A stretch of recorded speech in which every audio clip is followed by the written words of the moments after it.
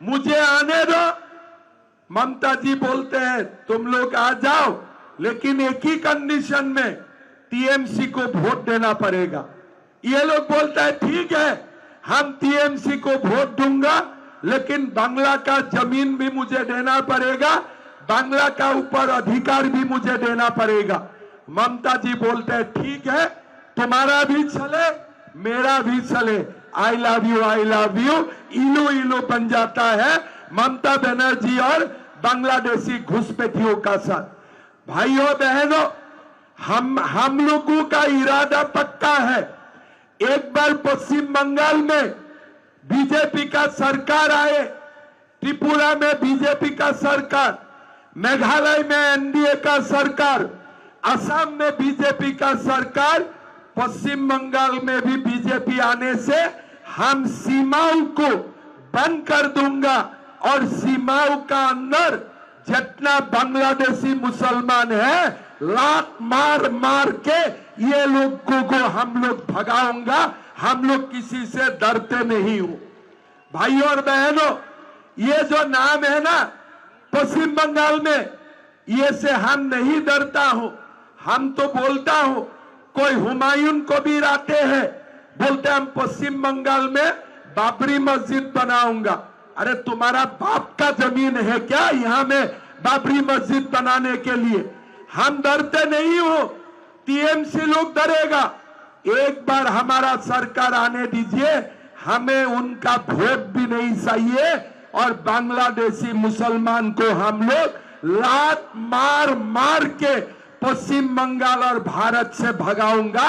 ममता दी आप सुन लो, हम डरते नहीं हो, डरने वाला में हम लोग नहीं हूं। मैं तो असम में खुल्लम खुल्ला बोलता हूं, आपको आश्चर्य होगा, असम में 35% मुसलमान है, 30% बांग्लादेश से आए हुए मुसलमान हैं। मैं उनका बीच में जाके बोलता मुझे तुम्हारा वोट का कोई जरूरत नहीं है, मैं बिना तुम्हारा वोट से जीतूंगा। और ऐसे ही 2014 से बीजेपी जीत रहा है। किस लिए?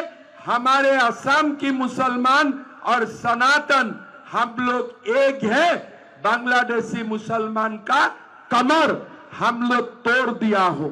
और एक बार पश्चिम बंगाल में भी बीजेपी का सरकार आएगा ना, ये लोगों का जो घमंड है पहला दिन ही टूट जाएगा और भागना ये लोग खोद बखोद शुरू कर देगा। भाई और बहनों, हमारे जो नॉर्थ बंगाल है, हमारा नॉर्थ बंगाल में कुछ काम नहीं किया सरकार ने।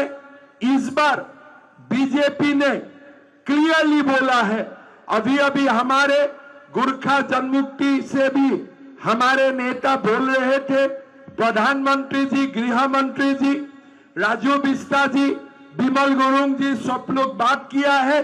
पश्चिम बंगाल में बीजेपी का सरकार आने का साथ साथ कॉन्स्टिट्यूशन का अंदर में हम लोग इसका जो पॉलिटिकल इशू है इसको हम लोग पूरा समाधान करने का हम लोग काम करूंगा। हम लोग गोरखाओं को न्याय देने का काम करूंगा, ये हमारा वादा है। भाई और बहनों, 7 श्रमिकों को हम लोग जमीन देने का काम करूंगा। এরকম করে রাজ্য থেকে 148টা সিট নিয়ে আমাদেরকে আইনসভার মধ্যে ঢুকতে হবে। কারণ আপনাদের জানিয়ে রাখি, এই যে সরকার চলছে শুধু নাম কাগজে দেখানো দেওয়ার সরকার চলছে, ঠিক হাতির দাঁতের মতো।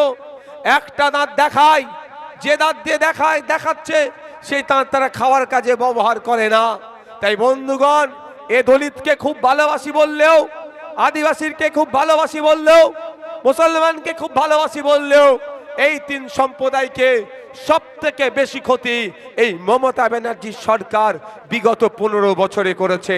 তার আমি 2-3টে উদাহরণ দিচ্ছি। প্রথম উদাহরণ দিচ্ছি, আপনারা জেনে রাখুন। প্রথম উদাহরণ হচ্ছে চাকরির ক্ষেত্রে, উচ্চ শিক্ষার ক্ষেত্রে 22% সংরক্ষণ শিডিউল কাস্ট সমাজের আছে, অর্থাৎ দলিত সমাজের আমরা যারা বলি আছে।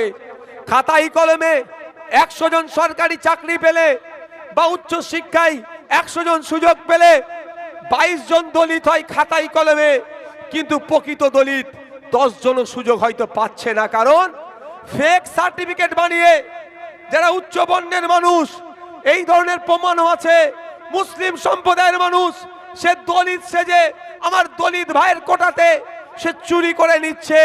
এই সুযোগটা মমতা ব্যানার্জির সরকার করে দিচ্ছে। তাই সময় এসেছে শুভেন্দু অধিকারীর ওই নাটকের হিন্দু হিন্দু ভাই ভাই স্লোগানে আমরা বিশ্বাস করব না। প্রকৃত অর্থে দলিতদের, আদিবাসীদের, মুসলমানের যদি উন্নতি হয় তাহলে লাল ঝান্ডা খাম চিহ্নের নিচে মানুষকে আসতে হবে। লাল ঝান্ডা খাম চিহ্ন মিলে মানুষের অধিকারের কথা যে লড়াই করছে অধিকার বুঝিয়ে দেবে। 100টা চাকরি করলে 22টা দলিত হওয়ার কথা, কিন্তু 22 জন দলিত চাকরি পায় না। তার পরিবর্তে কি হচ্ছে আমরা কি দেখছি? ডুপ্লিকেট ঢুকে যাচ্ছে। আর শুভেন্দু বাবু হিন্দু হিন্দু ভাই ভাই স্লোগান তুললেও এই 22% মধ্যে যে ভেজাল ঢুকে যাচ্ছে এইটা নিয়ে একটাও কথা বলে না।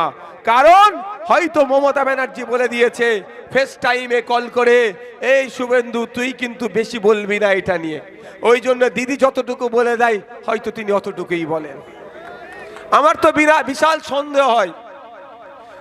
বিশাল সন্দেহ হয়, প্রত্যেক দিন সকালবেলা আর রাত্রে ঘুমানোর আগে শুভেন্দু বাবু আর মমতা ব্যানার্জির দুজনে ফেস টাইমে কথা হয়ে যায় যে আজকে সকালে বললো আজকে কি কি ইস্যু চালাবো, আর রাত্রে বললো কেমন আমরা সাকসেস হয়েছি, দুজনে আলোচনা করে নেয়।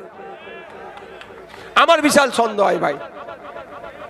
তাই দলিত ভাইদের বলবো, যদি আপনারা আপনাদের অধিকার ফিরে পেতে চান, 22% প্রকৃত দলিত শিডিউল কাস্ট চাকরি পায়, তাহলে এই মমতা ব্যানার্জি বা শুভেন্দু অধিকারীর সরকারের প্রতি ভরসা করলে হবে না। আসুন খাম চিহ্ন আর লাল ঝান্ডাকে ক্ষমতার মসনাদে নিয়ে আসুন। কেউ কথা দিক আর নাই কথা দিক, নওশাদ সিদ্দিকী কথা দিচ্ছে 22-এর মধ্যে 21% যদি ভেজাল হয় সেই সরকার থেকে নওশাদ সিদ্দিকী বেরিয়ে চলে আসবে, সেই সরকারে থাকবে না। কারণ আমি কি কতটা করতে পারবো না পারবো সময় কথা বলবে। দুটো জিনিস আমি পারবো না করতে, জোর গলায় আমি বলে যাচ্ছি। একটা হচ্ছে ধর্মীয় বিভাজন, দ্বিতীয়টা হচ্ছে দুর্নীতি। কথা দিয়ে যেটা কথা দেবো তার বিরুদ্ধে পারবো না, এটা আমি দায়িত্ব নিয়ে বলতে পারি। আদিবাসী ভাইদের বলবো, আপনারা শুনলে অবাক হবেন, পশ্চিম বাংলায় 80 লক্ষ আদিবাসী হয়তো খুব বেশি হলে আছে, কিন্তু 1.5 কোটি এসটি শিডিউল ট্রাইব আদিবাসীদের জন্য যে সার্টিফিকেট প্রযোজ্য সেই সার্টিফিকেট প্রদান হয়ে গেছে। কথাই আছে দুধে পানি মেশায়, আর এই তৃণমূল পানিতে দুধ মিশাচ্ছে। 80 লাখ আদিবাসী আছে আর 1.5 কোটি আদিবাসী সার্টিফিকেট দেওয়া হয়ে গেছে। তাহলে কারা পাচ্ছে আদিবাসীগুলো সার্টিফিকেটগুলো? যারা নন আদিবাসী টাকা দিচ্ছে আদিবাসী কোটায় চাকরি আর উচ্চ শিক্ষায় সংরক্ষণের সুযোগ নিচ্ছে।